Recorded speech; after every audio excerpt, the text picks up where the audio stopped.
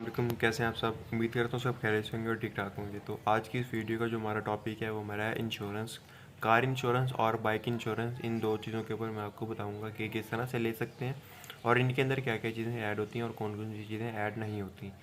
तो वीडियो शुरू करते हैं। सबसे पहले हम आ जाते हैं बाइक इंश्योरेंस के ऊपर। अक्सर लोगों के जहन में होता है कि बाइक पे इंश्योरेंस मिलती है, तो कोई भी ऐसी कंपनी नहीं है पाकिस्तान के अंदर जो बाइक के ऊपर इंश्योरेंस क्लेम करती हो। और जो 70 और 125 हैं इनके ऊपर, लेकिन जो बड़ी बाइक होती हैं अक्सर कंपनीज हैं जूबली या फिर AFC जो हैं, जो वो बाइक के ऊपर जो बड़ी हैवी बाइक्स होती हैं उनके ऊपर इंश्योरेंस क्लेम करती हैं, जिनकी प्राइस 8 लाख या 10 लाख से अबव होती है।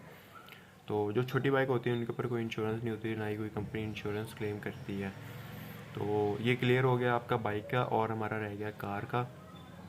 कार के ऊपर आ जाते हैं। कार का जो होता है बेसिकली कार के ऊपर डिपेंड करता है कि कितने सीसी की कार है, उस हिसाब से उस कार की जो इंश्योरेंस प्राइस होती है वो एडजस्ट होती है। और वो कार आपने कहाँ से परचेज़ की है। अगर वो कार बाइक की इंपोर्टेड है और उसके जो पार्ट्स वगैरह सारे सारे पाकिस्तान में अवेलेबल नहीं है, बाहर से मंगवाने पड़ेंगे, तो उसकी प्राइस ज़्यादा होगी, इवन वो छोटे सीसी की ही क्यों ना हो।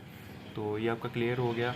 और फॉर एग्ज़ाम्पल अगर आपने कोई बड़ी कार पाकिस्तान से बाई की है तो उसके ऊपर भी इंश्योरेंस अगर आप करवाते हैं तो उसकी प्राइस भी इतनी ज़्यादा नहीं होगी। अब अगर उसके पार्ट्स वगैरह सारे के सारे अवेलेबल और सस्ते मिलते हैं तो ये सारी की सारी चीज़ें डिपेंड करती हैं अवेलेबिलिटी के ऊपर और उसकी प्राइस के ऊपर कि कार की कितनी प्राइस है, उस हिसाब से उसकी जो प्राइस होती है वो एडजस्ट करती हैं और वो महंगी या फिर सस्ती उस हिसाब से होती है।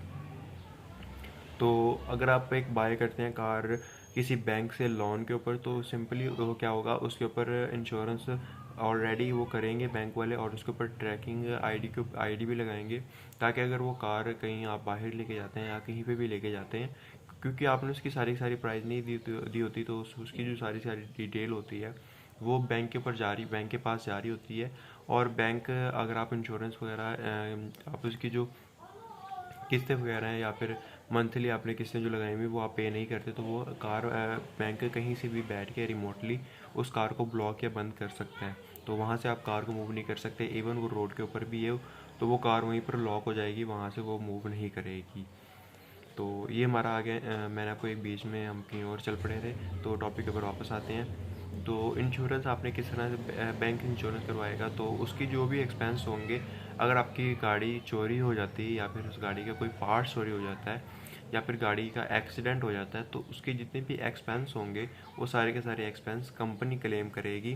फॉर एग्जांपल अगर आपके पास एक ब्लैक कलर की कार है, तो अगर आप चाहते हैं कि आप उसे ब्लैक से पर्पल करवाना चाहते हैं और आप ब्लैक से पर्पल करवा भी लेते हैं, लेकिन आप इंश्योरेंस कंपनी को ये बात नहीं बताते या वहाँ पे अपग्रेड नहीं करवाते, तो अगर आपका एक्सीडेंट हो जाता है तो वो सारे के सारे जो एक्सपेंस होंगे वो कंपनी क्लेम नहीं करेगी, क्योंकि उसका जो कंपनी में कार का कलर है वो रेड है। इवन कार की चेसी वगैरह सारा कुछ सेम हो तब भी कंपनी क्लेम नहीं करती। कंपनी कहती है कि हमारी जो पेपर के अंदर है वो कलर ब्लैक था, आपने पर्पल कलर का एक्सीडेंट करवाया, तो ये हमारे रूल्स के खिलाफ है और हम कंपनी इसको क्लेम नहीं करेंगे। और वो जो होंगे आपके सारे के सारे पैसे खुद ही भरने होंगे, अगर जितने का भी खर्चा होगा।